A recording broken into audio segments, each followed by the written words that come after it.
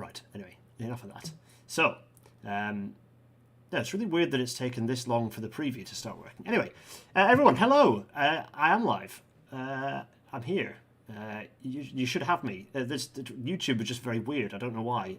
Apparently I've been streaming for 1.25 minutes, but you're only just saying that it's not working. Anyway, let's get on with it, shall we? I'm here. I can go big face to prove it. It's hello. I'm here. Hello. Not quite sure what was happening there, but it is live. Very strange. It's been a long time since we've looked at COVID stats, so that's precisely what we're going to do. There's been many things happening, which is why it's spiking around. But here's the overall trend, and let's get the old pen up, shall we? Here's the overall trend, and you can see that actually, even if you ignore kind of Christmas, there's just been a general sort of upwards trend, which is nice. With the dip for the kind of the Christmas period when things were getting bad again, and also obviously the dip for the main sort of strike period that we had, and then a few other sort of dips coming from disruption strikes. Who knows where it's going to go? But let's zoom in on this year. So the first week of strikes, you can see that there was a hit to numbers immediately after that, right down to sort of 50%. Those that rebounded immediately back to 90%. So the strikes didn't have any impact on ridership, but they will have a long-term impact on ridership if government doesn't sort of get its act together. I know there are changes. I'm a little out of the loop with what the latest offer to RMT has been. So I'm not sure whether we're closer to a resolution or not yet. Let's see. We'll talk about strikes later. In any case, the ridership levels have kind of been they're at 90, and then they've dropped, and then they're back at this is at 94% here. This bit was at 94%. So we really are at the point where we're reaching kind of overall. Okay, the patterns have changed, but we are reaching the point where overall we have railway recovery. In terms of ridership, not in terms of fare income. Although, if someone has got in fact, I know a few people on here will do. Simon, when you listen to this, can you send over the latest GBRTT, or someone out there, send over the latest GBRTT revenue summary tables, please, so we can see where we're at with actual revenue recovery. That'd be very interesting. And Tom Cairns, I need to prod you again. I need to have a look at what the current actual service looks like. I agree, Peter. The lack of funding and the ridership levels fluctuating all over the place is going to have an impact, much more than an individual strike day or a few strike days. Cycling figures are okay. Yeah, they're pretty good. It's been a nice hot summer / horrifyingly hot summer. People have been cycling. This is nice. This is good. Will it last? Well, you hope so. But there is a general. I'd say there is a general trend there, which is positive. That's good. I think that's one of the things this government can rightly be proud about is what it's done in terms of cycling. Not everywhere, but fairly uniformly, that's been a government policy to make more active travel happening. Deirdre, hello. Greetings from a slightly damp Madrid, says Detour. Lovely. Where are we up to on returning to normal timetable? Gareth Williams, I don't know yet, actually. That's why I need to prod Tom. Tom is the data wrangler, sadly. I can't do it myself. But also Tom's a busy guy, so I don't want to prod too hard. But when he gets a chance to, I'm sure he'll pull together that data that I looked up last time. Which was a while back now, wasn't it? And we looked at the state of the timetable. We looked at how many what percentage of trains are and aren't running. It'll be useful for me because it'll allow me to start asserting this government have cut more rail services than Beeching did statement, which I think is genuinely true now. Anyway, so that's the COVID stat. Anything else to kind of pick up on in there? Bus services. That's something that I'm worried about. Why are bus services dropping down towards 60%? What's with that? Why is that happening? Is that because there are widespread strikes on some of the kind of or is that because of it's not TFL though, so it's nothing to do with the TFL issue. This is all non-TFL bus services. So what's going on there? Any thoughts on that? The bus figures here are the ones that are worrying me the most.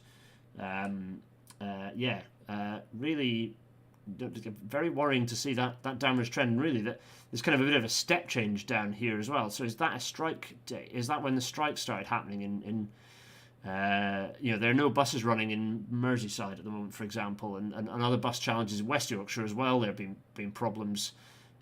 Is that what's going on there? I don't know. I don't know the bus industry well enough to know what's going on there. But yeah, that's worrying to me, particularly given that we are having kind of reduced bus fares being introduced at the moment, which is a positive news story. Actually, it's a positive news story that I've not put in the news. Increases in cycling substitute for buses? No, I don't know about that. Yeah, there have been a lot of cuts in bus ridership, but this is that's a fair point. But it's as a percentage of, but it's as a percentage of pre-COVID levels, but an absolute number. So it's not a comparison between two percentages; it is a comparison between two absolute numbers. A few people is asking if it's displacement from bus to bicycle. I don't think it is, because you've kind of got a bit of a drop in cycling coinciding with it. So I don't know whether is it to do with the, is it heat that's causing issues? No, I don't think it's that. I think it's I think it could be that there have just been bus cuts. Bus cuts have kind of bitten in. Yeah. Anyway, that's an interesting one. More chat about that in the Discord and on Twitter, actually. If you've got answers to that one, shove it on Twitter. Anyway, that's it. We're going to go straight into the episode. Everyone, welcome to tonight's. It's a news one, everyone. Welcome to tonight's Rail Natter.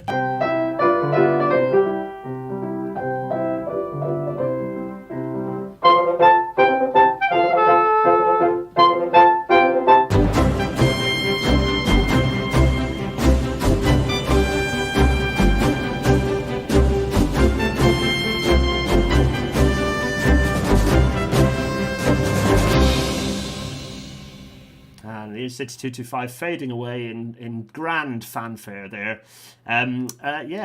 It's a news one, everyone.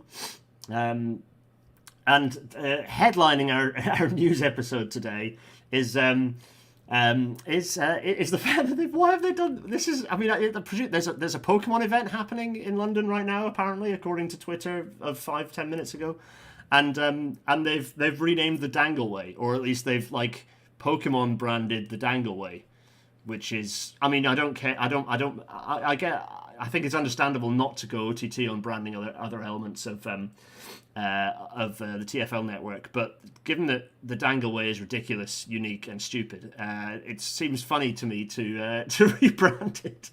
So here it is. Here is a kind of a Pokemonified Dangleway, and replete with giant comedy mascot.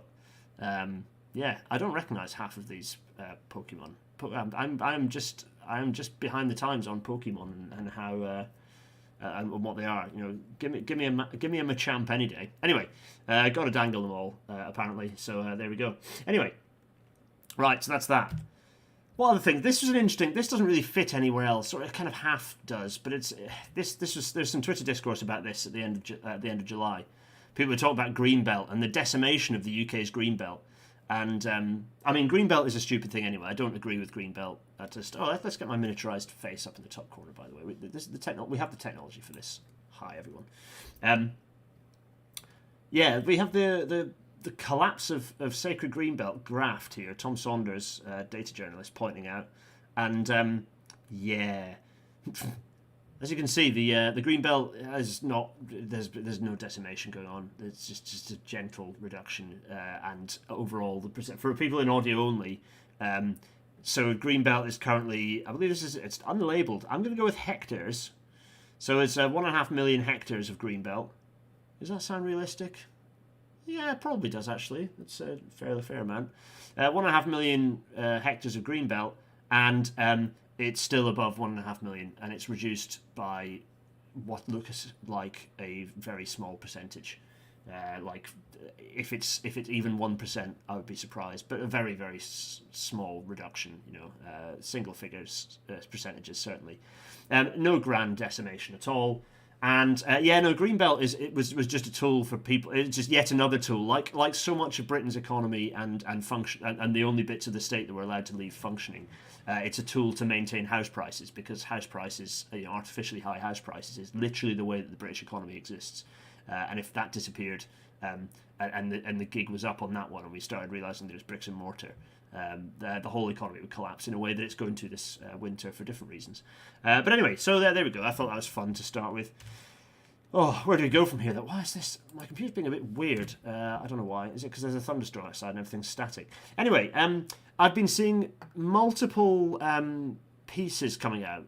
So there's one in Gizmodo, and I think there was one. It might not have been in Wired actually, but there was another. In fact, probably was not in Wired because Wired is somewhat establishment. But there have been a few more tech journalists adding to the pile of. More mainstream tech journalists finally starting to talk about tech and transport. And there's a good Gizmodo piece here. Here's Brent Tadarian pointing out. Brent Tadarian kind of pulling out a quote from this piece, which is, Elon Musk admitted to his biographer that the reason the Hyperloop was announced, even though he had no intention of pursuing it, was to try to disrupt the California high-speed rail project to get in the way of that actually succeeding. I mean, this isn't news. I mean, it's in here, but it's not actually news at all. That's not... just not a. I wouldn't worry about. That's not a new thing. Sorry, I'm getting distracted by the chat in the corner. Gregory pointing out that the bus use thing might be just related to a general lack of drivers due to COVID, which it did coincide with the. It did coincide with the drop in rail ridership overall as well. So that could be it. Yeah, that's an interesting point. Thanks, Gregor. Anyway, I digress. So this piece is quite good, and the piece it's on Gizmodo and it's titled "Silicon Valley's Push into Transportation Has Been a Miserable Failure," by Fred Jones. The titans of tech brought plenty of disruption to our broken transportation system, but delivered little in the way of innovation. Yeah, quite. Interesting little piece. It's good to see more people. Talking about this, the foray into the transport realm has almost uniformly been a waste of everyone's time and generally been destructive, generally been a negative thing. And I see far too many people within the rail industry and in the wider kind of conventional transport industry and the public transport industry trying to wed this stuff. There are too many engineers, colleagues of mine, who buy into driverless cars as being either real or good, or at best kind of neutral, rather than a properly negative thing that everyone should be fighting against with all their energy. I should have gone. Talking of which, but I think it'll come up later. In fact, will it? Let me just check this. Maybe I've got my slides in the wrong order. Where is? It's here. It's here. Yes, actually, I will put this up here because I think this is relevant. Yes, is that all right? Yeah. Okay. Good. I'm going to put that there. Yes, that is right. I am rearranging the. Anyway, right. Fine. So, relevant to that is the fact that the Transport Select Committee there's another inquiry. I've not got time to put evidence into this one, and they wouldn't want to hear from me anyway because I featured heavily. They can't just have me in all their reports. Not that I'd get a look in necessarily, but other people can submit to this one. But I'd be interested to see what the evidence comes out with. It'll be a report that will be probably quite interesting to have a little page turn through. But the driverless cars inquiry, the evidence is you can submit evidence up until the end of this week, I think. But go to the Transport Select Committee. By the way, the used to be Commons Trans, which was an interesting handle, but they've changed it to Transport CTTEE on Twitter, so just in case you can't find them. But anyway, fine. Driverless cars inquiry. It's going to be a whistle-stop tour. We're talking about data and the problems, the issues that we have with tech, and it's almost like the surveillance.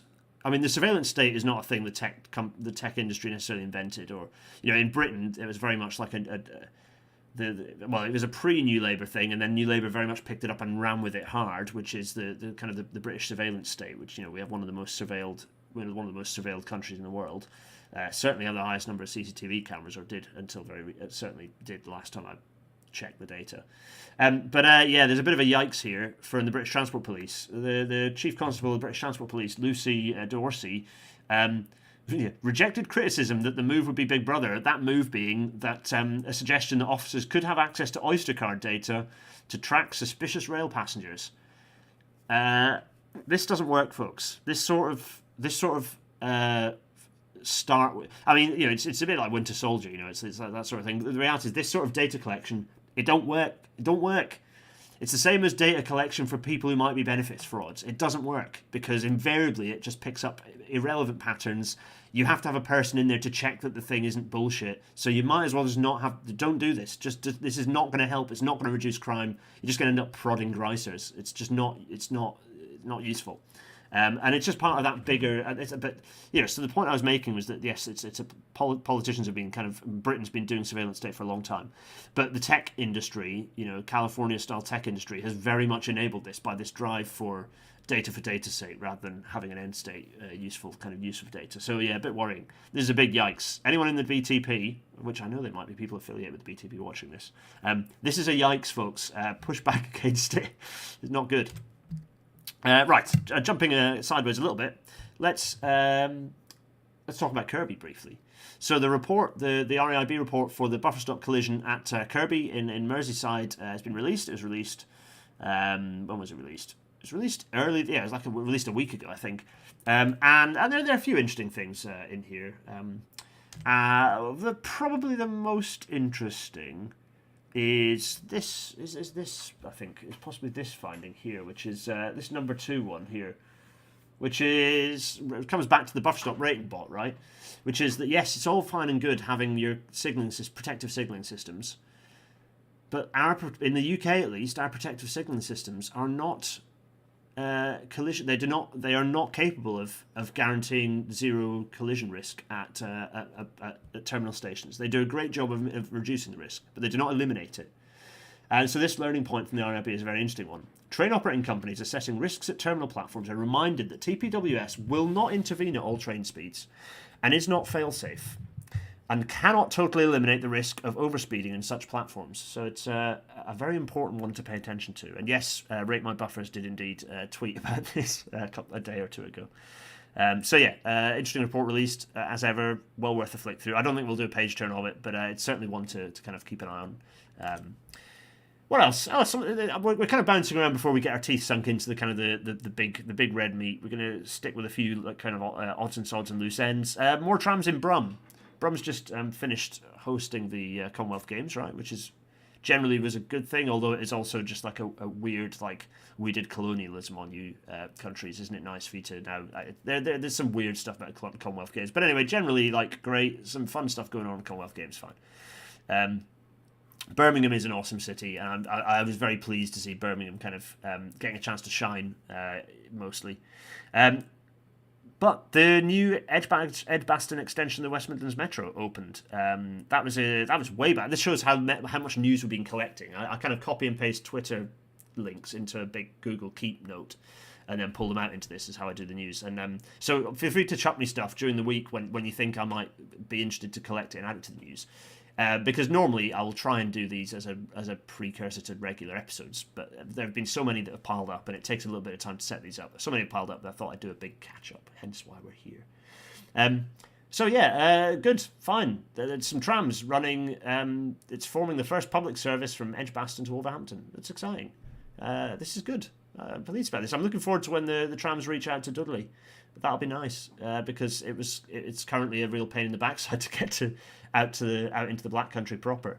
And given that there's the VLR centre and other kind of interesting stuff going on out there, it'd be nice to have a quicker connection. Not to mention the Black Country Living Museum that I want to go and visit because it's got trams and it's got quite a lot of interesting stuff. They film lots of Peaky Blinders in there, which is fun. Owen O'Neill points out that this extension came in... It's a good point. I need to add this extension to my database. But yeah, this came in at 100 million a kilometre. Yikes. Yeah, that is a yikes. That's an ouch. Golly. That's not quite as expensive as the second city centre line in Manchester, but it's pretty pricey. Wowza. Yeah, why is this costing us so much? Well, probably because it's expensive city centre stuff. Did this one include the city centre stuff? Because if so, that's kind of, yeah. But anyway, it's fine. Again, capital cost, whatever. Like, the more we do of this stuff, the cheaper it'll get. Doing it as like bespoke projects, while you need Manchester will bring it down by having a team dedicated to just continuing to expand it. You just have a dedicated team working on expansions. Don't make it a single hit. Talking of Manchester Bus franchising in late 2023 is where you're going to have the first regulated services anyway, so that'll be very interesting. All of them will be under all buses will be under public control by December 2024, and the full B network should be fully operational by the start of 2025, which is exciting. This is really very good stuff. I'm very pleased about this. Good stuff, Andy Burnham, who very much understands transport. As with the Mayor of London, the big powerful urban area mayors get transport because they have to get transport. Partly it's because it's the only big thing they can really have a major influence over, but also because they understand the importance and the difference that good transport, better transport, can make to a city, to opportunities for people in the city. So that's exciting. So we're going to see cat fares as soon as September, which I'm quite excited about. Why is my phone flashing? What are you doing, phone? Why are you doing this? No, anyway. Sorry. There we go. Yeah, very exciting. Thanks. Good stuff, Andy and the team. Right. This is... So, yeah, Alex Hines posted this at the end of July. In response to your feedback, we have trebled the number of bike spaces on board our upgraded... the HSTs, folks. It's the HSTs. They've upgraded them from two vertical bikes, which is pathetic for an intercity train, let's face it, up to 6, with four. The new 4 being I think they've gobbled up some seats and they've put 4 kind of horizontal, just regular wheel them in bike positions. This is good. This is a good thing, and it's not that they're the first to leap, because as I will, without teasing next week's episode, other intercity fleets are available that have far better cycling provision. But in this case, they have made a change, fine. They could have done this if it was any other train, and the IETs desperately need this as well. You need to improve the bike capacity of the IETs. They're just, and it cannot be vertical. Vertical storage is the equivalent of not having storage. It's just not. It's entirely inaccessible for most people. It's hopeless. You shouldn't really be able to count it as bike storage. We'll come back to this theme later of bike storage, in fact. What else? Oh yeah, this nonsense. Of course, because of the TfL strikes, because of the TfL strikes, once again, Shaps is going on about driverless tube trains. They're not a thing. We've done this already as an episode, haven't we? It's not a thing, folks. So I'm not even going to say. Yeah, there's a Rail Natter episode on this. I've written about this. You can go and there's so much. There's chapter and verse on why this is total nonsense, and the political context is very important for this. So, what else? Jamie P is saying bike storage on trains seems like a hard problem to solve. No, it isn't a hard problem to solve. All you need to do is just make the space for them.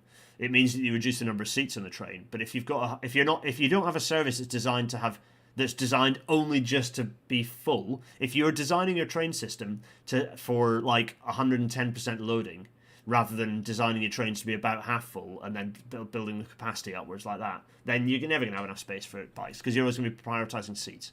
It's no good. Yeah, all the IET bike storage is absolute rubbish. I'm worried about the EMR provision. I'm worried about the new ScotRail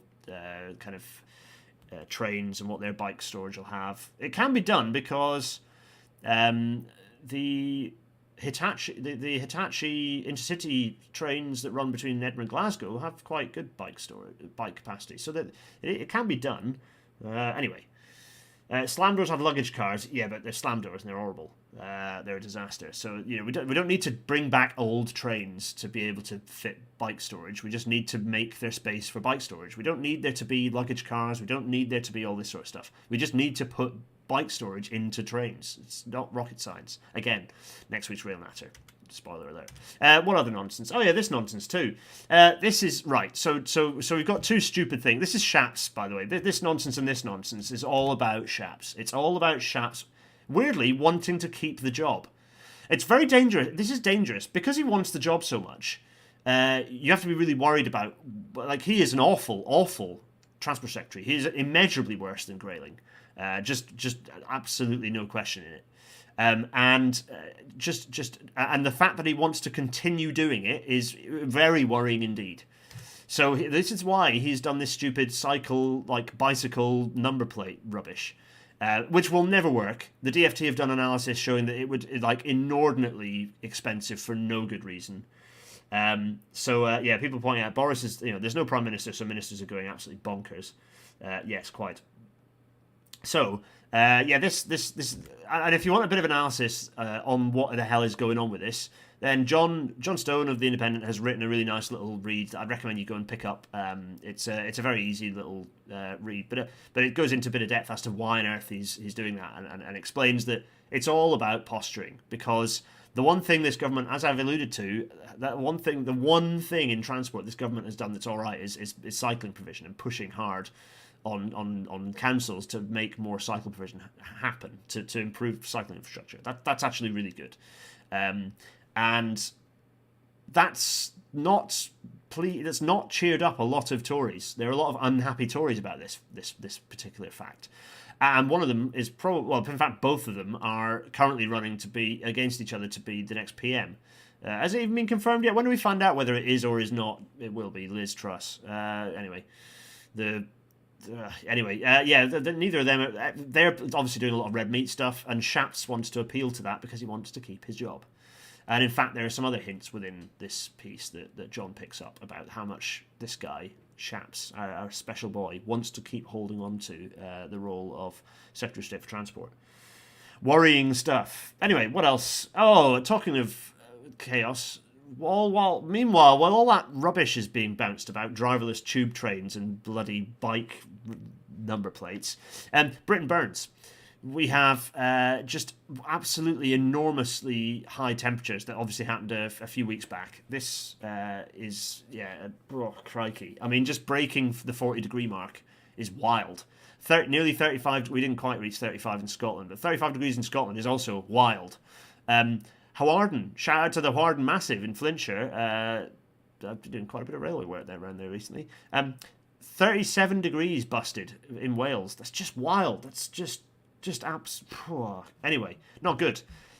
Some pictures here of July generally, looking at, not actually necessarily looking at the peak temperature anomaly, but looking at the mean temperature anomaly here on the right hand side.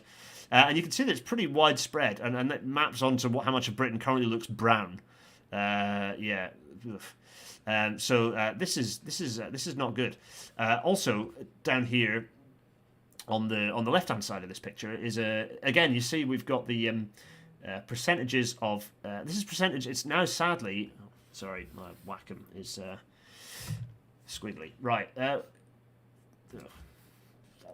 I don't know whether I'm currently having like a slow motion.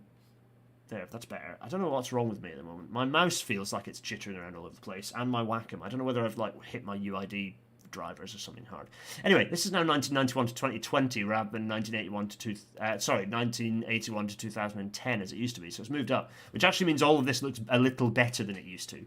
But climate is defined as 30-year periods, so that's fine. Anyway, here we can see dryness, the lack of rain, the rainfall amount. And across Scotland, okay, so it's scary up in the Outer Hebrides. That's worrying. But also, all of this part of England is really, really dry. 20% of average. That's wild. That's unbelievably dry. Hence, many of the problems we've got are being exacerbated. This is not good for railway earthworks, for example, as well. Just really, really not good. Oh, Gareth Williams is correcting me saying it's Harden. Yeah, I as soon as I said it, I was like, oh wait, I've been corrected on this before. It is Harden. Thanks, Gareth Williams. Yes. Peter Cress asks, if you've got 40-degree air, how hot do the rails get? Generally 20 degrees hotter. So 40-degree air temperature means that you're exceeding 59 degrees Celsius. 59 degrees Celsius is the do something threshold for modern best materials rail like tracks in the UK. Decent ballast profile, ballast depth, high quality ballast, G44 concrete sleepers, Sen 60 rails, CWR, well maintained, fully stressed. 59 degrees Celsius is the temperature at which you have to put a speed on. Right, you put a speed restriction on at 59 degrees Celsius. So if you've got 40 degrees Celsius air temperature, you've got to have a speed on the best bits of the network. So think what that means. That threshold comes right down for crap track materials, right down to 26 degrees for the worst. So yikes. Yeah, many yikes going on here. Yeah, we had a bit of rain in New York, but it's all dried off. Quite quickly, I have to say. Yeah. Yeah, driest July in England since 1935. Southern England's driest July on record. Driest July in England 1935. Yeah, second warmest January to July on record. As ever, like we just keep busting records wide open in terms of climate-related stuff. Just not great. Conversely, we'll probably see even more rainfall during the winter, so we'll be coping with more flooding in the winter. And we just got to get used to the idea that the climate that we had of the past is not the climate we have now, and is not the climate we're going to have in the future. It's going to be more extreme. We're going to have to learn to cope with that. Yeah, there's a bunch of people's houses. Climate change, we talk about hurricanes, extreme flooding, extreme droughts, and you think, well, that probably won't affect me. I'm looking at someone's house on fire in Greater London. Yeah. And when you talk about climate change, well, actually, we talk about climate emergency now, and it is literally on our doorstep. That is somebody who probably woke up yesterday, was hearing about the record temperatures, probably thought, oh, I need to drink more, this, that, and the other. I mean, if we ignore I mean, it's a bit inane, but also it's kind of fair enough. I suppose it's sort of fine. But also, how many people have we platformed going on and on about the fact that this is being exaggerated? How many people within the kind of the legacy media, particularly within the Daily Mail, but frankly, right across the board, downplay climate change as being, or even the Guardian will, hammer at the idea of climate activists be going too far, and this and that, the people letting down tires and all this stuff. It's like, no, this is an enormous crisis that is going to have barbaric consequences on everyone on the planet, apart from rich people, because they'll just pay their way out of it. But this is happening everywhere, and the fact that Britain is only just starting to, we've been having issues in the UK for a long time as a result of climate change, but the fact that it's taking people's literally taking it, the point at which people's houses are literally burning down is the threshold at which we maybe think about doing something and think about changing the narrative. Yeah, I mean, we'll pick this up in a minute in terms of what the general perception is, but yeah, people's houses burnt down here. Anyway, so. There's lots of chat going on here. How do high-speed networks like Spain, France, Italy deal with these sorts of temperatures or higher average temperatures? Right, a couple of ways. So, in France, where high-speed lines are ballasted, then same as us, it's welded track and they have to reduce speeds when the temperatures reach very high levels. When you go to high-speed tracks in Germany or Austria, they are generally using slab track. So using slab track. I don't know about Spain. I presume Spain is mostly ballasted. I think it is mostly ballasted. Again, so it's the same challenges we have, exactly the same issues we have. They have to put speeds on. They generally have higher, better OLE, for example, which is one of the kind of key failure points we've got in the UK. We've got loads of non-tension, fixed tension systems around still. Where we have tension systems, our design limit is like 38 degrees. So it was increased to 40 degrees in 2012. So we kind of were meeting that limit as well. But the same issues, to be honest. Where you have slab track, you get rid of the track buckling risk essentially. You eliminate that risk really, and then it becomes an OLE question. But lots of Europe's high-speed networks are laid in ballasted track. Yes, so absolutely, JVP. Yeah, the Guardian are at best useless and are indeed actively malicious when it comes to all sorts of things. For example, trans people, where they are just repulsive. Let's see. As the Guardian is repulsive, just to be absolutely clear on that one. What else have we got? Yeah, we've got here. Britain's continuing to burn here. This is the West Coast Main Line, and it's just the trees, just the railway is next to just an ash pile of where there's former vegetation. It's a bit like the steam days, except that it's 40 degrees air temperature and stuff is dry as hell and just bursting into flames. What else? Track isn't the only thing that buckles. Here you've got platform buckling. Just literally the platform kind of rising up and buckling as it expands in the heat. If ever you wanted to know why you put expansion joints into brickwork or into like concrete, this is why, because it does this. Not good. That's probably going to be annoying and expensive to fix. Although I suppose that might explain why we had the buckle in platforms. Now I've seen that, I know to think that maybe that's why we had that buckle in Doncaster Platform 1. Anyway, what else? Oh yeah, just a level crossing, just a strail, like the kind of the anti-trespass sort of stud stuff, just burst into flames on the railway. Just normal stuff, you know. Absolutely incredible. Yeah, what else? Oh yeah, and for all the people, constant. So I was, you know, Dean and I were in Greece actually on the week of the heat. We were escaping the heat by going to Greece. I know there's a certain irony of flying out to Greece in the heat peak of like consequences of climate change. But call me out. That's fine. Look at this, Britain. Yeah, people often shout. I know the title on this thing, Britain Burns, perhaps. Ill-applied because we're looking at northern Spain, or the Basque Country actually, and this was a train that derailed because there's a track buckle. It's a nice little narrow gauge system actually. RWL 2012. I can sort of see your messages. Yeah, I can see this message. Right. What else? At least those trees won't leave leaves on the track in the autumn. Yeah, correct. Nigel Lawson has been quiet on his climate denial. Yeah. If not cut down, those trees will rot in place and may fall down. So damned if you do, damned if you don't. Yeah, quite. JP, I'm trying, as best as one can in these times, to buy my first flat/house, and this summer has convinced me that I will need to get aircon for it. Yeah, quite. A lot of people are making that same decision. Across Europe, I dare say. Not just here in the miserable old dish sponge that is squidgy Britain. So sorry, I was getting distracted. I get asked about. I get asked the question, "Oh, how do other countries cope with this? You know, this doesn't happen elsewhere quite regularly," and it was you know, to be able to see, you know, just to have an image of saying, no, it does happen other places because it's all the same. Buckles happen where you've got ballasted track. It's just a thing that happens. It's Meter Gauge, the Northern Spanish Basque network. Yeah, it's very nice. It's a lovely network. And these trains are lovely as well. But here's one being derailed because of a track buckle. So it does happen everywhere. And the consequences are clearly quite serious if you do trigger a track buckle. And what's another one? This for me is like the big metaphor. Really have quite the audio of this. It's very loud, sorry.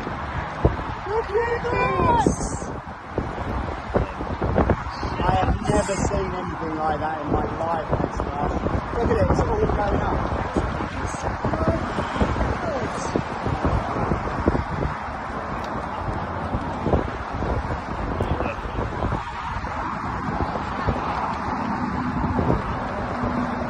Something unbelievably, let's.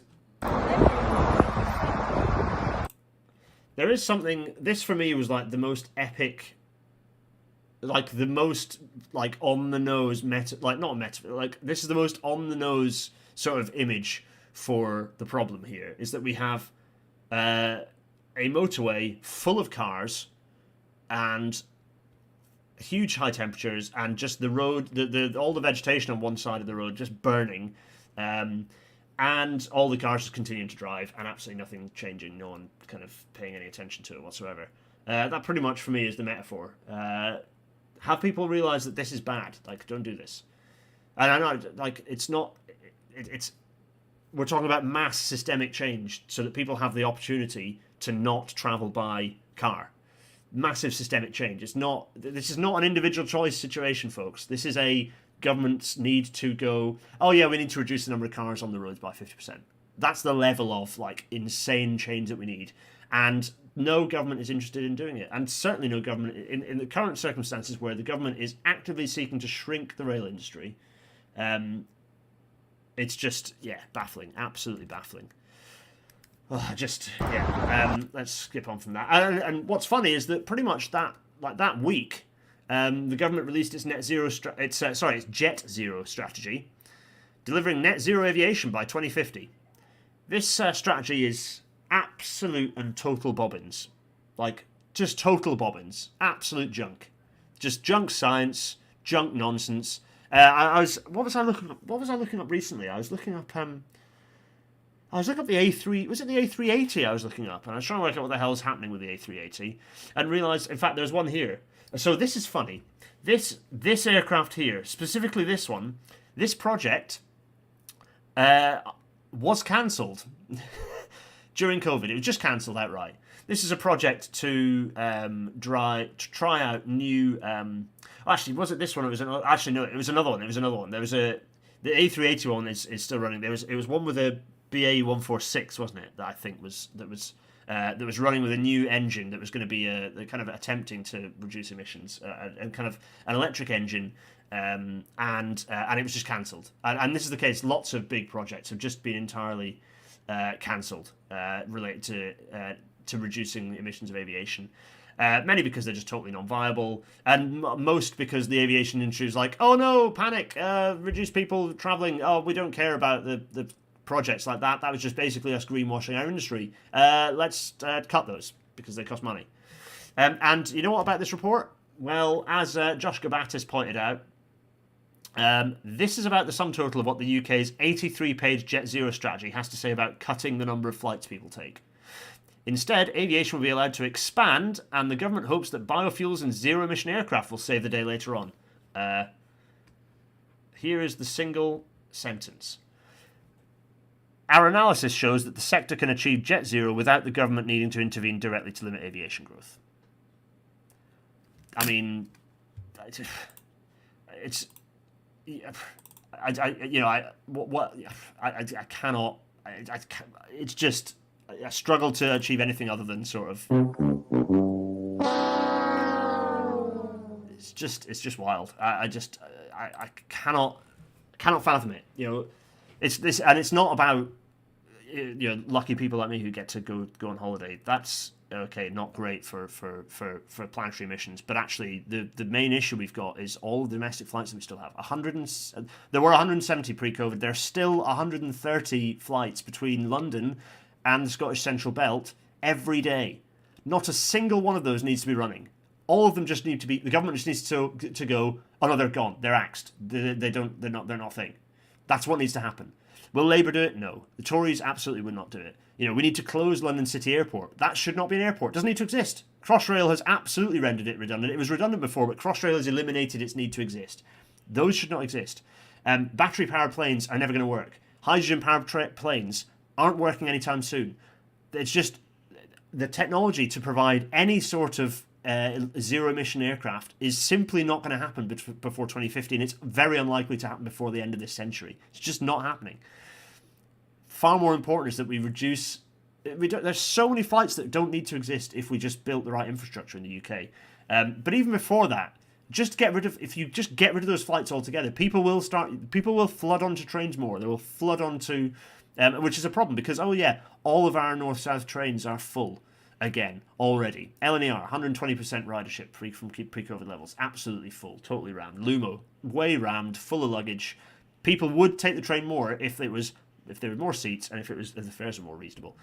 So anyway, very frustrating. And it doesn't stop there. So I've captioned this as UK net zero strategy is zero strategy. Well, this continues because on the day of the hottest temperatures, the historic High Court ruling, so this is Client Earth's website, historic High Court ruling finds UK government's climate strategy unlawful.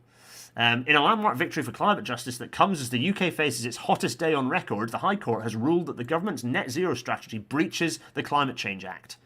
The three legal challenges brought by Client Earth, Friends of the Earth, Good Law Project and environmental campaigner Joe Wheatley were heard together at the Royal Courts of Justice in June. In a judgment published today, amid the Met Office's first ever red alert for extreme heat, Mr Justice Holgate finds that the net zero strategy, which sets out plans to decarbonise the economy, doesn't meet the government's obligations under the Climate Change Act to produce detailed climate policies that show how the UK's legally binding carbon budgets will be met. It also finds that Parliament and the public were effectively kept in the dark about a shortfall in meeting a key target to cut emissions. This is absolutely all sort of table stakes stuff at the moment. We all know this stuff. But this is just, this is just absolutely defines, it absolutely just totally defines the issues with the current government. And it's not like much as we want it to. It's not going to change with a new government because the Overton window shifts so much that even a government with the best of intent, a new administration with the best of intentions, have so much work to do to reverse all the crap that this government has done. that we're slipping so far behind on this stuff, and it's so important. It's so important, and people think it is important. You know, the public concern about climate change is like 84% of people are concerned, and are willing to say they are concerned. 52% of people think that the UK should bring all emissions to net zero before 2050. That's 52%. That's the golden ratio. That means the whole country thinks that we should be bringing all emissions to net zero before 2050. That is a substantial number of people, right? It is. Yeah, the British people in the UK, do want to do better than the current government is. Only 7% of people actively think the target should be achieved more slowly. And I don't care about those people's opinion. Oh, anyway, sorry, lots of sighing going on. Very frustrating. Yeah, everyone, zero emissions flight isn't happening. What we can do is just reduce domestic flights enough that we don't need to worry too much about reduce aviation emissions sufficiently we don't have to worry too much about them. That's fine. Net zero is pan sector. You can look across sectors. So if we are just massively reducing emissions elsewhere, then we can. It's not. People still need to fly and see family. They need to fly to get to other countries, to broaden our cultural horizons. That's frankly, that's a good thing. I don't think it's. I think it's important to enable people to see family, to broaden their minds, to share our culture across this planet. Flights enable that. You know what? We don't need to share our culture across this planet. 130 flights a day between London and the Central Belt when there's plenty of good train services. Anyway. This is a nice graphic that popped up that I wanted to do not bring back Zeppelins, Jamie P. The orderly transition. This is what we're always told, is that there needs to be an orderly transition.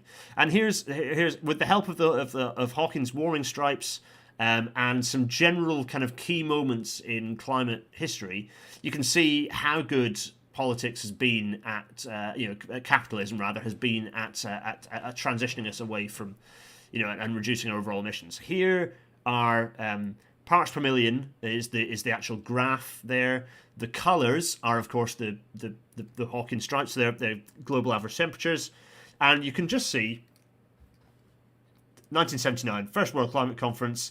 Oh, absolutely no difference to carbon emissions. The first IPCC assessment report, absolutely. Well, actually, there's a tiny little dip. No difference to greenhouse gas emissions. The first UN climate change conference in 1995, no difference. In fact, a spike in an increase in carbon emissions. Kyoto Protocol in 2005, absolutely no difference. Copenhagen in 2009, zero difference whatsoever to carbon outputs. And the Paris Agreement was adopted in 2015, and so far it has had zero impact on greenhouse gas emissions. Oh, what's the trend here, folks? What is the trend? The trend is that capital refuses to let this happen. Yes. Anyway. So, and also everyone going vegan won't fix this either. I see some mentions of vegan in the chat. Like, everyone going vegan that's no bigger things need to happen than that. Far bigger things. So, brief intermission on before we get back to talking about big climate strategy. Here is East West Rail. Do you remember East West Rail? There it is. Here it is. Doesn't it look stupid without OLE?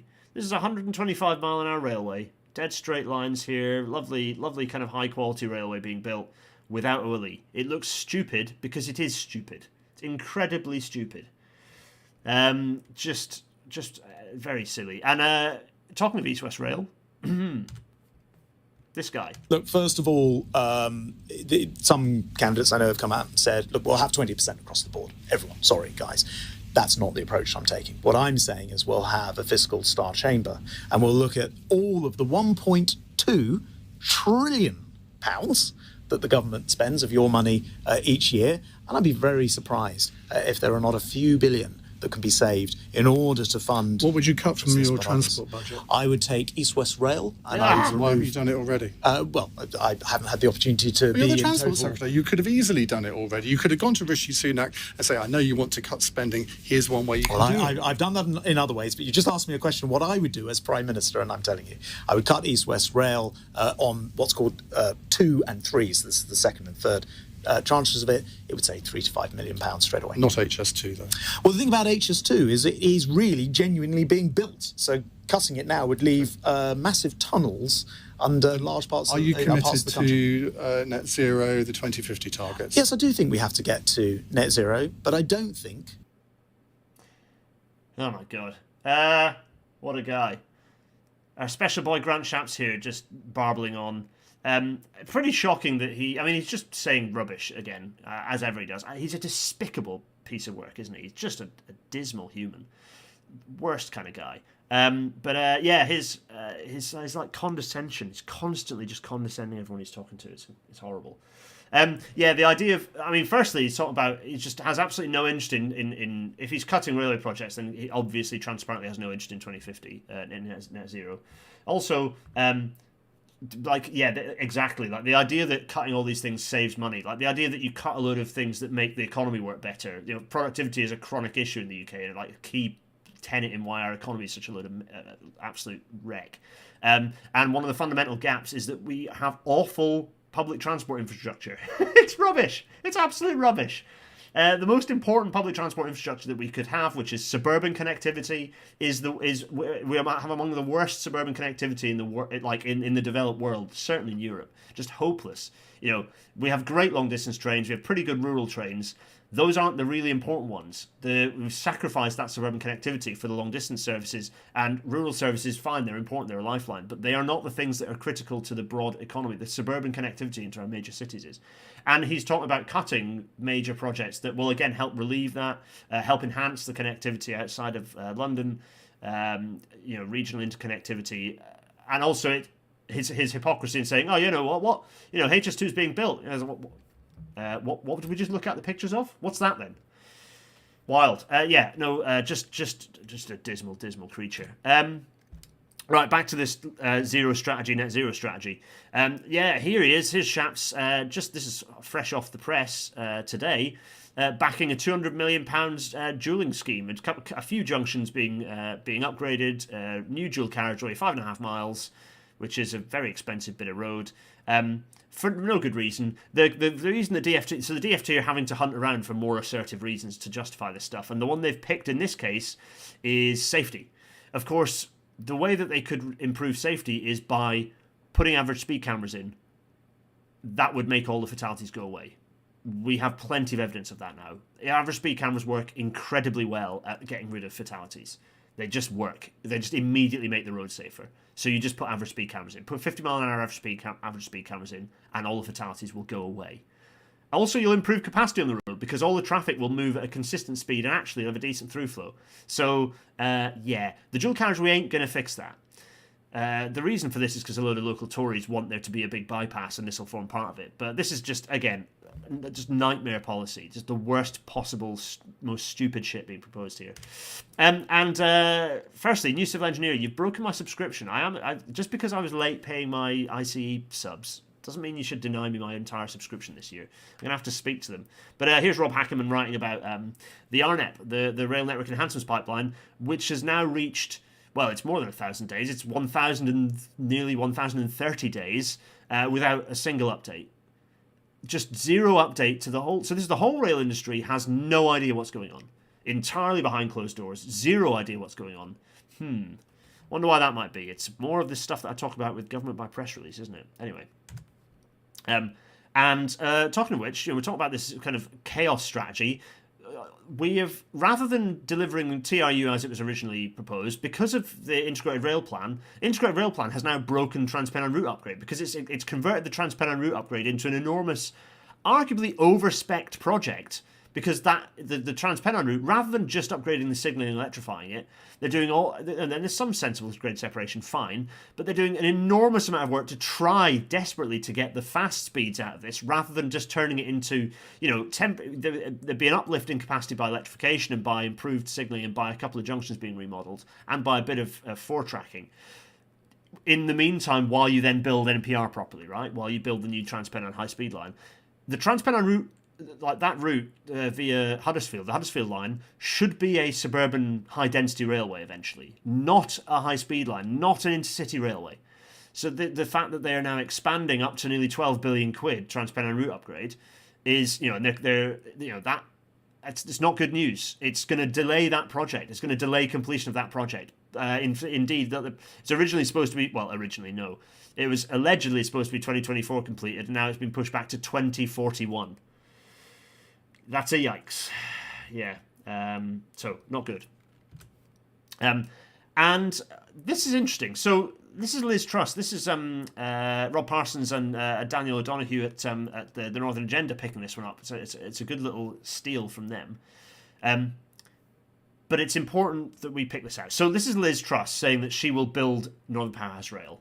So she's lying. Like, she's just lying. This is not true. She's just making that up because she wants to make sure that she's trying to appeal to the Red Wall, so-called Red Wall MPs. What's interesting by this, though, is the two things. It's not what she's saying. She's lying. That's not particularly. In fact, she's a phenomenally boring person. That's not what's interesting.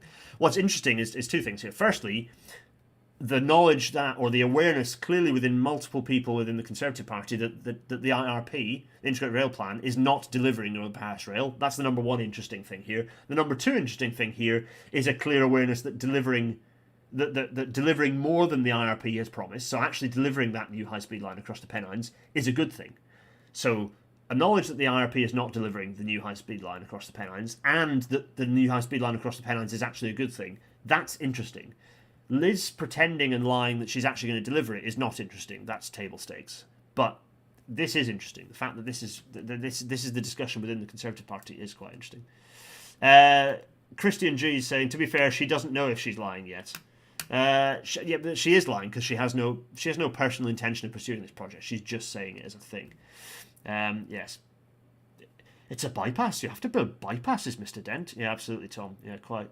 Anyway. How many single track kilometres of oil can you get for £200 million? Well, in theory, between 150 and 200. That's not actually ends up being the reality. It's probably quite a lot less than that, probably about 40. But there we go. Yes, it's not impossible for them to U-turn on this. The Tories were kind of swinging around. They realised the IRP was an absolute calamity. But anyway, that's John again. Hi, John. So this is an example. This is a good example of kind of that zero strategy approach, but also the general contempt that this government has for the process of actually running the place. So this is John Stone pointing out that this kind of non-response is just contempt for Parliament and by extension the public. So it's a pretty straightforward and fair question being asked by Christian Matheson from Chester, MP asking. When the Secretary of State last met the chair of Transport for the North? Fair question, quite reasonable, nothing loaded in there. And, hi John, yeah, it's you. Nothing in there. And Trudy Harrison's response to that was this grotty response, which is, the Secretary of State and departmental ministers meet regularly with the chair of Transport for the North. It's like, just give an actual answer, you worm. Just give an actual answer. It's contemptible. It's absolutely contemptible. And it just sums up the bigger picture of just like the lack of any sort of view of getting anything useful done. It's very frustrating. Right, let's go into a bit of brief happy news. Look, it looks a little bit like Indiana Jones horror special effect, but it is in fact smash. It is in fact a tunnel boring machine breaking through at Long Itchington. That's exciting, isn't it? Oh, it went black at the end. It's this thing. Look, it's me and Jeff Marshall off of the YouTube. It's this thing. There will be a rail natter from inside this beast. I was going to go and I'd quite like to go and walk through it after it having been dug, which is kind of why I'm holding off. That's the hope. We'll get there hopefully. But anyway, we'll take you on a tour of inside that tunnel boring machine momentarily. First though, that's happened. That's good news. However, it's not all good news with HS2. Because government is obviously kind of, continuing to wobble on all sorts of things. And there's basically like discussions of... So this is Dr. Kay Inkle has raised this point. To increase train travel, the breadth and diversity of the public needs to be fully accommodated within the design rather than offering minimum, poorly designed spaces that exclude and discriminate. Thanks, Dr. Kay. It's good stuff. I think I was already following you at this point. But in any case, that's a absolutely key point. And this piece, the Disability News Service, picks this up. And it's talking about the fact that the Disabled Persons Transport Advisory Committee has told the government that storing bikes on vertical racks in the HS2 trains lines, which is what's currently being considered, would be a retrograde step in terms of accessibility. A lot of people rely on bicycles as mobility aids, right? And that's why I talk about the fact that vertical bicycle racks are basically they're useless. They're an absolute waste of time. Yeah. This is bad, and it just worries me about the spec, and it worries me about the potential that government will walk back on their commitment to providing level boarding on the HS2 fleet. That was supposed to be part of the spec. I would be unsurprised. I tried not to let anything surprise me these days because they're such swines in government. But I would be unsurprised if they then walked back from that as a cost-cutting effort.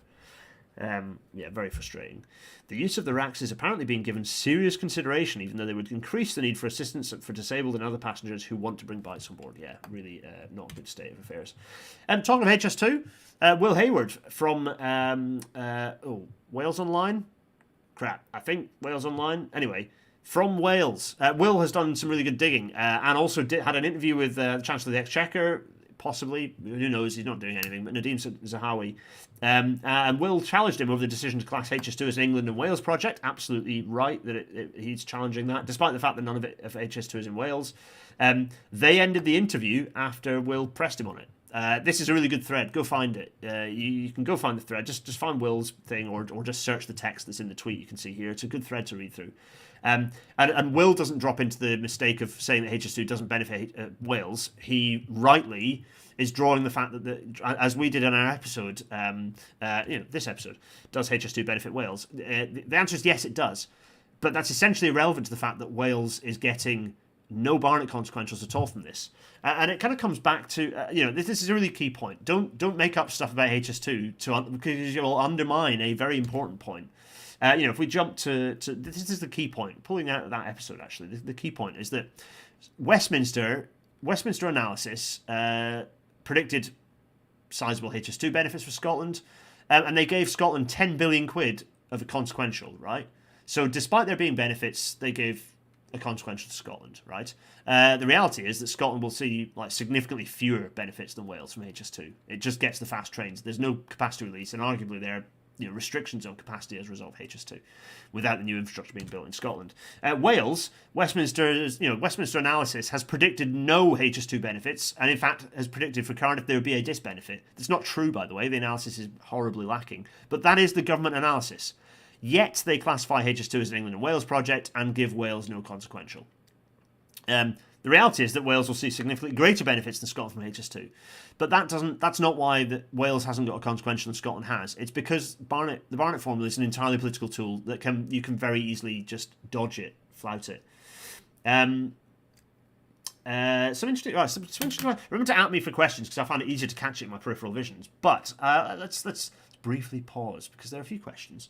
Let's go big face briefly. On the subject of Wales and HS2 stuff. No, actually some other things. People are talking about... Peter, what prevents companies like Alstom from doing level boarding compared to Stadler? Can't they just follow similar designs? Yes, but also the challenge is that companies like Siemens and Alstom having inherited Bombardier's design and Bombardier having inherited Adtrans and ABB Transportation and ultimately Brell's designs... They don't want to change the platform, the design of their trains. The Aventro stars are the same. They're basically they've tweaked lots of things. They've swapped the bogies out. They've done all sorts of things. But the body shell is, to all intents and purposes, the same as it has been since it was designed by British Rail Engineering Limited. Not a huge amount has changed on that body shell, and certainly not as much as has changed since Adtrans. And that results in some level of increased in kind of income from the fact that you haven't had to redesign the train. Redesigning that train entirely would cost a lot of R&D cash, and they don't really want to spend that. They don't want to spend that. Hence why the floors stay in the same position as they were when train coaches were stage coaches, but with train wheels. So that's why. What else? Scotland, Wales. Yeah, that's it. So, that's the answer to your question, hopefully, Peter. Yes, Jake Welsh is pointing out that there is a motion, there's a GPW, Green Party of England and Wales motion at the conference to change the policy to be in favour of completing HS2 in full. which is exciting. If you're in the Green Party, go and support that in every possible way you can. Tweet Greens for HS2 to I'm not wearing a Greens for HS2 t-shirt. No, I've got a bunch of Jawas with a Dalek. But tweet Greens for HS2 to ask how to do that and where you can get involved. Right, let's get rid of my horrible face and go back to this. What else? Let's jump back to 2008. This might be loud, but anyway, let's remind ourselves what was happening in 2008, shall we? People of Britain, our beloved country is being ruddy well knackered by hoodie people, yob folk, and a general abundance of undesirables. Thank heck for the E4 bunker, where you can watch E4 while Blighty goes to the dogs. Forget about the country's decline in values while you watch Big Brother's Celebrity Hijack, Skin Series 2. Or head online to the all-new E4.com. The E4 bunker. Safe, secure entertainment while Britain goes ruddy well pear-shaped. I mean, there's a whole Britanology episode on this advert, isn't there? Weirdly, there's an award-winning advert. There's Peter Dixon there being dragged down into the ground. This oh my god, it just reminds you what Britain was like. Forget the horrible social commentary in that advert. I know it's being slightly parodical, but like very much that reminder why we ended up the mess that we ended up in, and why the vote went the way it did in 2010 is because for years we'd been brewing up this idea that all this like all of the horrible social commentary in that within that. Just within that plug, and it's E4. That's ostensibly that's the liberal telly. That's like the Guardian telly, and it's just like dumping down on kind of basically dumping down on people who live in council estates. But that's Britain. That's where, if you remember, Britain was that nasty then. That was the vibe. That was the deal. And it tells you a lot about. It tells you a lot about an awful lot of things that we were in 2008. This was an advert created pre-crash. That everyone was going on about, British values being lost and all this rubbish. Jump forward to 2022, and we're going to be using coal to attempt to bail ourselves out of an enormous energy crisis. And the whole country, inflation is through the roof. Highest inflation in Britain. So Britain really is going to the ruddy. Britain going to the ruddy dogs is actually happening right now. Forget 2008. We've had. What is that? We've had 2008. What's my sums? 14 years. Yeah, 14 years of the Tories wrecking the country. Well, not just them. We have CPI inflation. So inflation is at an all-time high, higher than it has been in like 40 years. We have. Absolutely. All that like all the kind of the anti-benefit stuff. That was all like New Labour initiative. Like it was a weird time. It's a good Britanology on that advert actually. Milo, if you're watching, which you're not because you're in Edinburgh, then maybe that's the Britanology. It's another Britanology for you. That advert. Inflation is crazy. We're at the point where blackout. This is Julie McFarlane pointing out that she was living in Beirut back in 2012, and they were rolling blackouts when she was renting a flat there. That's now that's been considered as a contingency plan in the UK right now. Like, everyone, wake up! The country. This is a decline. This is a country in rapid decline. We're not in a. We are in a rapidly declining country. It's just wild stuff. And the key thing, the theme within this, and we're not. This is real matter, but so we're not going to focus hugely on the cost of living crisis, but it is important. So there are several things that are very important. One of them is that the fact that the higher inflation has wiped out 40% of the budget, the alleged budget increases that were supposed to be happening, which themselves are getting pulled back anyway. I think they're getting cut away anyway.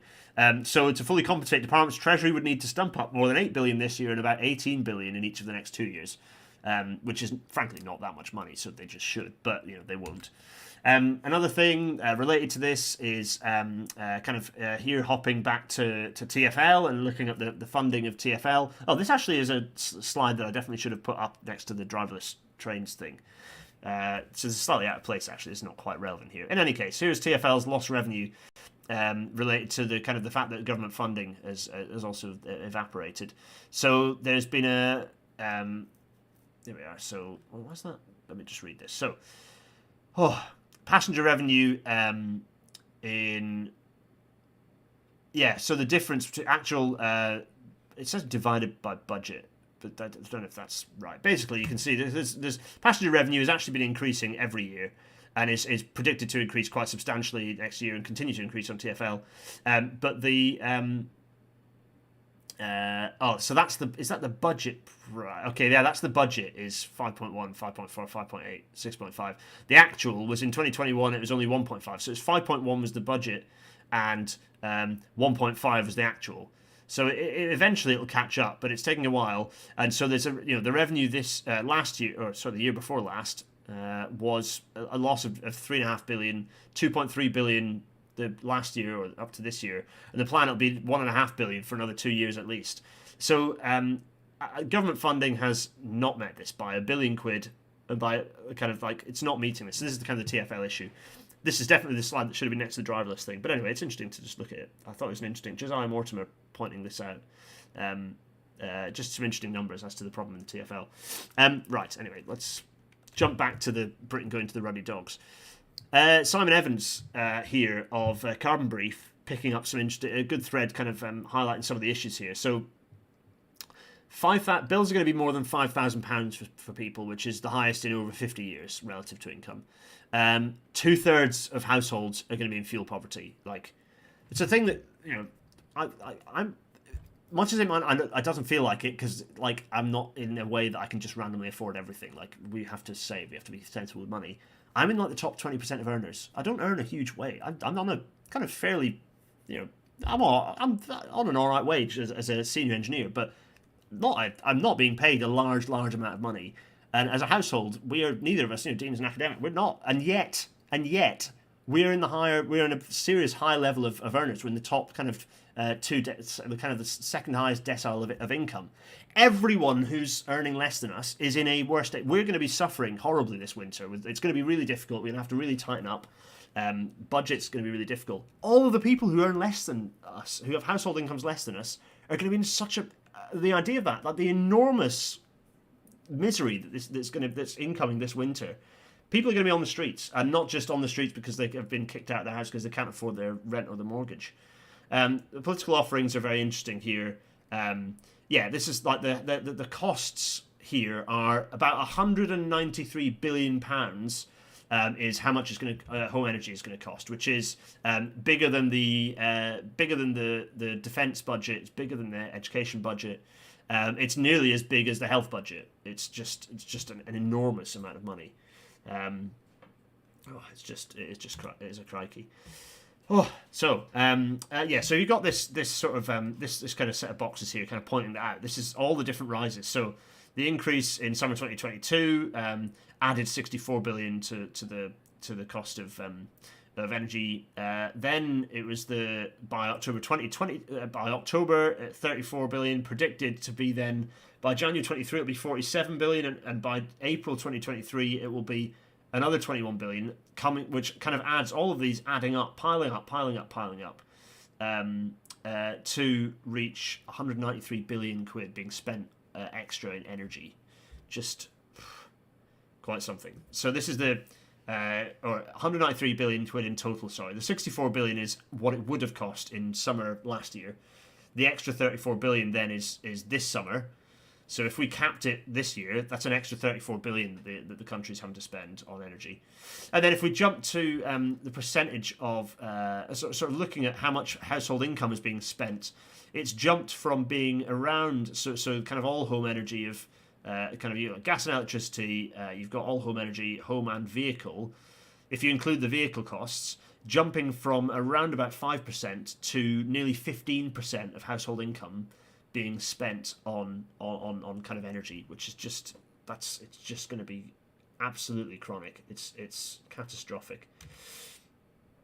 Yeah, if only we hadn't sold off our own energy markets. Yeah, well, there are other things as well into that. Like if the Tories hadn't canned off, basically de facto banned onshore wind is a serious issue. Nuclear as well. If we hadn't sacked off building nuclear after Sizewell B, and we'd kept building nuclear to basically replace all of our kind of fossil fuel burning power stations with nuclear, and then topped up with renewables, lots of things. Simon Evans continuing his thread and pointing out that the reason for the extra the gas price rise. The UK, as Simon points out, it's a good thread, it's well worth it. The UK is kind of uniquely exposed to gas prices in a weird way. But there's another factor involved in this. So yes, like 85% of gas heating, homes use gas heating, and 40% of electricity generated with gas. Very stupid decisions all around. We haven't insulated homes, all this stuff. But on top of that is the fact that because the pound is worth piddle all at the moment, thanks to Brexit, we, amongst other things, but mostly Brexit, it costs a lot to be buying gas as well. So that is passed directly on to consumers. The other thing is the £1 billion bill for, inverted commas, cutting the green crap, as David Cameron, you remember him? That guy. If you have a look here, the annual saving, if policies had not been scrapped under current and future price caps. So currently, 4 billion quid would have been saved, but by the time you get to January next year, over 13 billion quid would have been saved off that 193 had all that stuff not been cut. And that's a mixture of solar, actually maintaining zero carbon home policy, having onshore wind counts for an enormous amount of that because of so much of it would have been coming online, and then general efficiencies, insulation and all that sort of stuff. So, yikes. Yeah, but blue passports, yeah, well, quite, Gareth, yeah. Yes. Yeah, UK nuclear and UK rail electrification, both great examples of what happens when you let your expertise die for decades, then try to suddenly restart. Yeah, quite. Yeah, insulate Britain, we're right, folks. Another interesting little graphic here, I think this is probably the most damning one of all, is, and this doesn't include Labour's latest announcement in fairness, but it's showing the Johnson government support package. So this is against the 193 billion. The Johnson government support package is only 17 billion.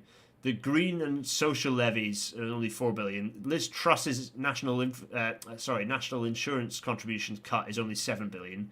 Energy bill VAT, Labour's previous incarnation, only 5 billion, so almost the weakest suggestion of all. Sunak's extra 5 billion is a waste of time, although immediately meets the energy bill VAT thing. The Lib Dems energy furlough thing is by far the most ambitious up to that point. This was when was this? This was August the 12th. So Labour hadn't announced their new policy by this point. But the energy furlough is 36 billion if they're not 193. So still, that's an enormous gap of like problem not being solved. Not good. On top of all of this, just add to the fact that we're reaching a point in Britain where we're supposed to have had levelling up, but the genuine evidence is that there has been levelling, that basically we've seen levelling down, because the poorest in society, so it's basically up to the poorest, kind of the poorest, what is that? That's is that split into 5 percentile groupings? Okay, so basically the lowest half of earners have essentially all had their incomes, annualized disposable incomes, household incomes have reduced, right? They've all reduced. Everyone above that have seen their household incomes increase, and the increase is the percentage increase increases as you get richer. So the richest 10% here have seen enormous, and the most the most well off in society have seen have seen a 13 to 14% increase in their disposable household incomes. Quite. Oh no, that's still around. Sorry, they've seen a nearly £3,500 increase in their annualized disposable household incomes. And then you get the sort of the absolute, some of the most stupid shit I've ever seen from morons like Tom Harwood coming up with. So I'm getting angry because I am angry because of these. This country's being shredded. It's becoming a place that I don't want to live in anymore. And people like Tom Harwood can come up with this absolute rot. I don't know how Tom Harwood sounds, but I'm going to do a posh voice because inverse snobbery, right? It just strikes me. He looks a little bit preppy. I'm just getting that vibe. I've never listened to him. I actively seek not to listen to him. More billionaires means less equality, but it also means more revenue, better equipped hospitals, and air-conditioned schools. No, it doesn't, you clot. trickle-down economics does not work. I grew up in North Aberdeen. I can tell you that Aberdeen is the finest example of how trickle-down economics does not work, because much of the UK's wealth of the last few decades went through Aberdeen, and you would not know it for spending any time in Aberdeen.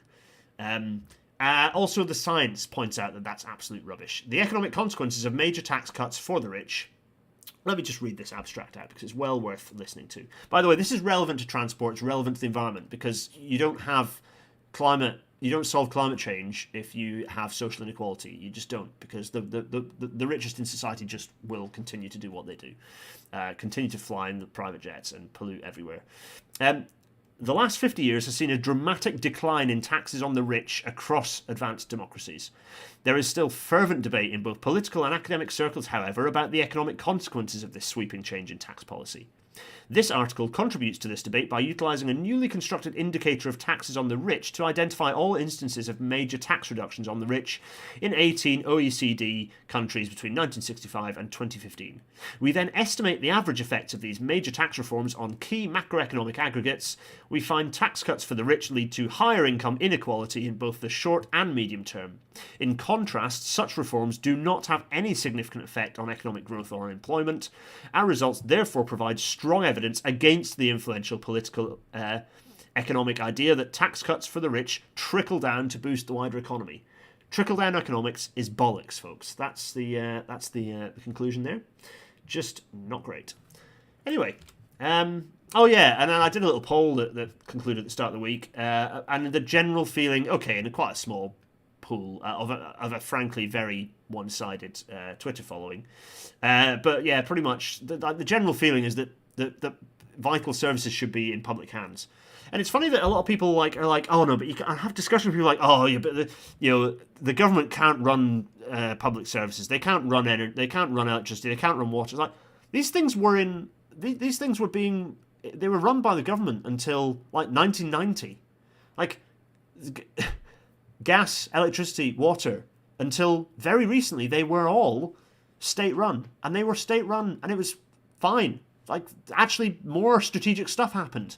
We built power stations. We did big things when it was, it was in a better state. I'm sorry, the investment was bigger and better before. Now, it is not.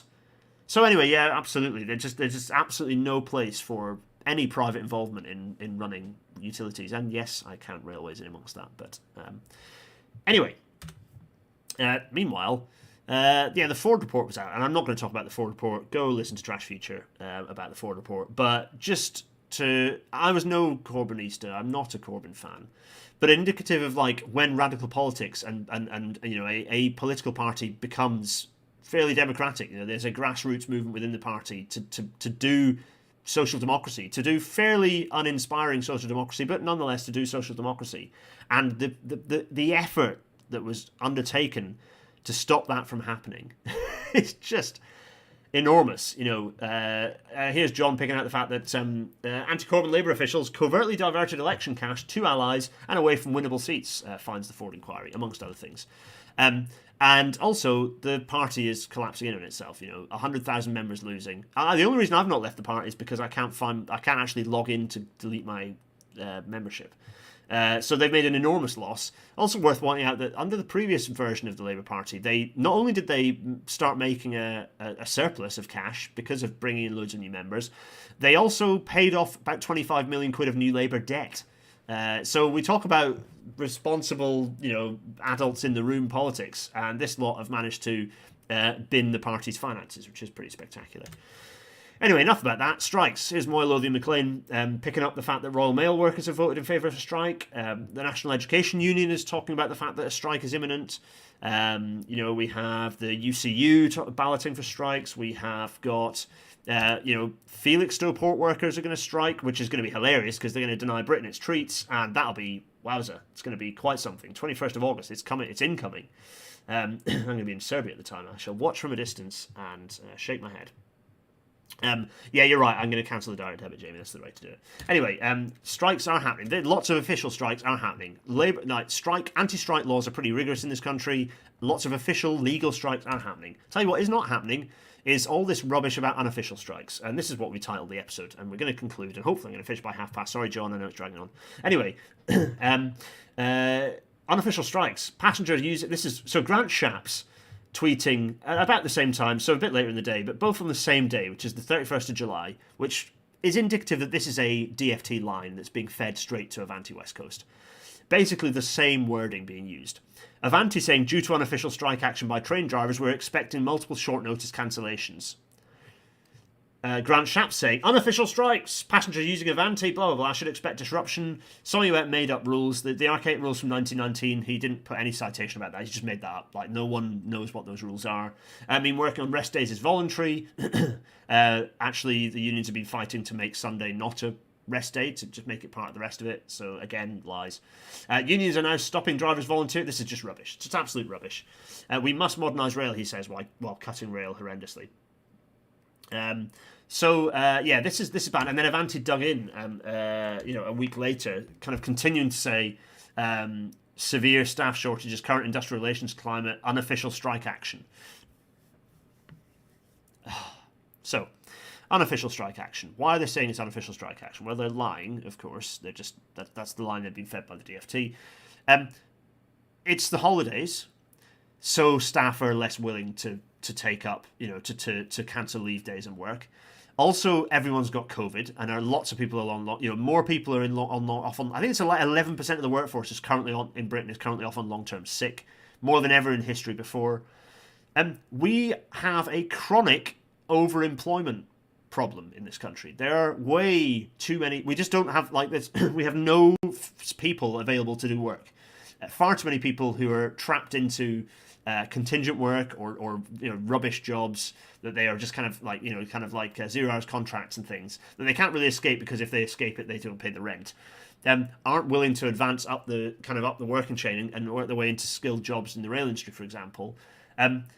We also have got rid of we've enormously disincentivized anyone from any risk of job move, because everything's so expensive. You don't want to risk changing job. It's not a good time to have an industry that needs skilled people. Also, government told the train operating companies to reduce their budgets by 20%. They were told, what was it, 1.2 billion or something annually, or there's some figure, and all the train operating companies, which means essentially the only lever that the train operating companies have to reduce their costs is staffing. That means wibbling that all we can do is move the big lever that says recruit to don't recruit. That's the only thing they can do.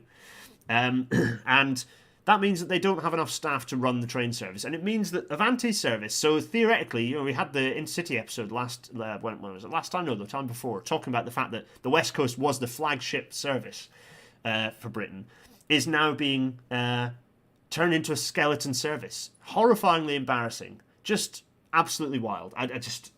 Unbelievable. Yeah. So, just quite scary. Lots of aren't willing, can't afford to move jobs as you need those hours to survive. Absolutely, Peter. Yeah, lots of people pointing that out.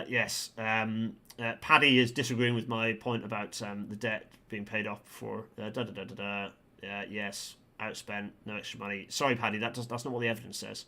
Not a healthy state. Britain's not in a healthy state, and unofficial strikes aren't happening. It's just the fact that they don't have enough staff, and people don't want to work it's a triple whammy of, well, people don't feel inclined to work extra days because the industrial relations are so bad at the moment. Also the fact that you've got it's the holidays, and also lots of people are long-term sick. It's not anything to do with unofficial strike action. Unofficial strike action, people are entitled to have rest days and not work on them. I've not seen the 16-point plan for industrial relations that Shapps has published, but I'm guessing it'll be an absolute mess. And then Helen Pidd just tweeted this out. Avanti, on the subject of poor Avanti, just not being managed well at all as a train operator by the look of it. Because they managed to, and this isn't necessarily individuals on the ground who have caused this cock up, but basically a train arrived at Oxenholme, everyone got off, and the station had been locked up and the gates closed, and ended up people climbing over fences to get out. just not good at all. Very much a train operator in decline, as the whole industry is. Not a healthy situation. And TransPennine Express as well is also referring to unofficial strike action, even though TransPennine Express are just running they're running a dreadful service. They're running a reduced timetable. They're struggling with a chronic driver shortage. They don't have enough drivers to train, to keep drivers where they're fully ticketed, and they're short of drivers to cover the service. So many trains. We're already a reduced service. The train service between York across the Pennines is hopeless at the moment. It's a real mess. An interesting little thing again, which I picked up today, just saw, is this from the gender pay gap bot. If anyone remembers that from the gender pay gap. What was it? Women in I can't remember which particular day, but they're basically all the businesses tweet about International Women's Day, and they all tweet about how wonderful their company is, and this bot quote tweets every single one of those tweets with the real gender pay kind of open published gender pay gap data, and they did it for Network Rail. Network Rail had been closing the gap until 2020, and then it's opened up in 2021. I'd be interested to see the 2022 figures, but I'm interested to know to what extent a kind of an equality impact assessment has been done. A gender pay gap assessment has been done in relation to the redundancies. My guess, zero. But anyway, so government modernisation, inverted commas, is potentially impacting on gender pay gap. I don't know. We certainly don't have the data to actually assess that yet. That's me. That's where I put a question mark on that specifically, because we don't know that that's the case. But it'd be interesting to understand whether that's why. So let's end. We're coming very close to the end now. You'll be happy to know. A few of you watching who will be very, very happy to know that I'm finally reaching the end. People want to travel by rail. They do.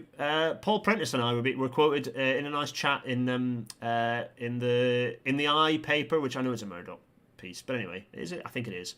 But anyway, we were interviewed in it, and we were chatting about the fact that there's this interesting data: rising rail passenger numbers, particularly at coastal resorts.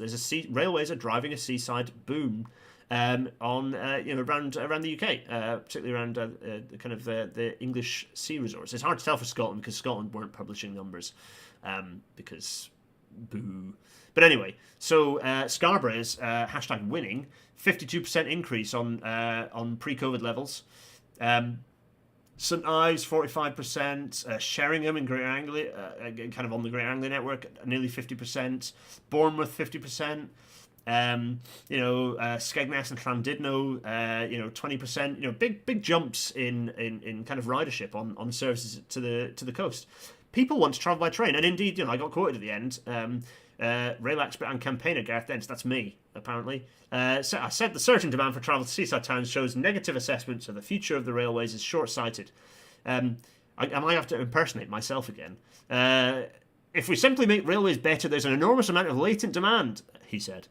What this data shows is that there's a natural symbiosis between railways and coastal resorts that's never really gone away. As soon as we see better public transport, we see them succeeding. Yeah, exactly. No mention of Clacton, says Jack Elliott. Well, indeed. Beaches are, of course, now flooded with raw sewage. That's because we have freedom. We have our passports have become such a dark blue that they are, in fact, black. Anyway, that's nice. What else is nice? The European Railway isochrones. This is fun. I like this. isochrones-eu.vercel.app. Yes, Benjamin TD has put this together. Benjamin, thank you. And it's this thing. It's nice. Look at this. You open the page, and you hover the mouse over a station, and you get an idea. So it's Stockholm Central. You can get most places, and it shows you some isochrones as to where you can get to within 5 hours. So let's go for there's Northallerton, there's York. You could get to a good chunk of the country within 5 hours. Let's see what a high-speed network does in Paris. Thanks to the high-speed network in Paris, you can get to most places in Paris within most places in France within 5 hours. Germany, a mixture of good and it's Froz, which is obviously useful. Well, anyway, we'll leave that since it seems to have frozen itself, which is very good. Thanks for that.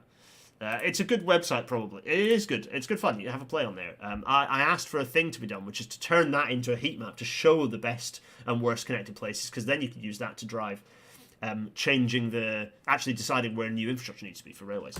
And to end, the happy news to end, which is that the Architecture of the Railways Bill is back for Series 4. It's coming in 2023. Here's lovely Tim. And it's back. It's going to be back. The 4th series. I'm very excited about this. Very happy. Yes, this is a nice thing to end on. So some nice news to end on. 170 of you watching. Hello, all of you. Lovely to have you along. There's a whistle stop tour. I'm 35 minutes late, so chuck your questions into Discord. Lots of discussion, I'm sure, on there. But let us close. This episode will be available on audio-only form. I generally think I'm mostly keeping on top of the audio-only form. I'm away for 2 weeks, so we might fall behind a little bit.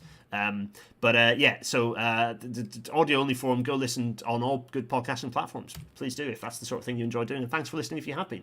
Patreon.com/GarethDennis. 2, go onto Patreon and support more of this happening. I'm conscious that we have that there is a cost of living crisis. All of you who are paying me lots of money, you can, Patreon.com/GarethDennis, you only have to pay £1 a month and you get all the goodies, of which there are some goodies. That was the worst plug ever, I realised that, but it does allow me to it pays my time to be able to deliver this stuff, because it's time consuming and life consuming. PayPal.me/GarethDennis for throwing loose change at me if that's the sort of thing you want to do, with a little note telling me that I'm a knobhead or something attached to it. That's absolutely fine. And the Discord server is at GarethDennis.co.uk/Discord. Next week, an episode that I'm need to put together sometime, possibly late tonight, finishing this off. Simon Kendler and I went to answer the question whether Stadler really have built Britain's best train fleet. We will answer that question next week, episode 128. And literally about to be recorded is an episode with me and John Stone, where we're going to look at Europe's mainline network, the kind of the high-speed network, and we're going to list off not quite 10 of the missing links that we think need to happen. So that should be fun. Episode 129. So that's 2 weeks worth of next episode you get there. Everyone, it's been an absolute pleasure. That was a bit of a whistle stop. It ended up going very long. I'm so sorry, but it's been lovely to have you all. Take very good care of yourselves. I'll be back in 3 weeks with a live episode. But in the meantime, take it easy and have fun. Cheerio, everyone. Cheerio.